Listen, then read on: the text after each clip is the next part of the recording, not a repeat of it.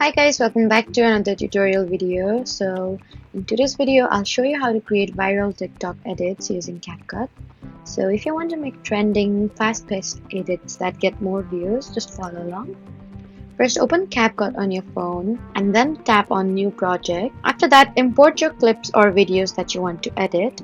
Now the key step is to match your clips with music. Tap Audio and then choose a trending sound. Next, start cutting your clips into fast and clean sections. Keep the video short, smooth, and synced with the beat for that viral effect. And after that, go to Effects and add trending visual effects like shake, blur, or zoom transitions. You can also add auto captions to make your video more engaging and easier to watch. Then adjust speed changes, slow down or speed up parts of the videos to match the music drops. Once everything looks good, preview your edit and make final adjustments. Then tap Export and choose High Quality and save it to your device.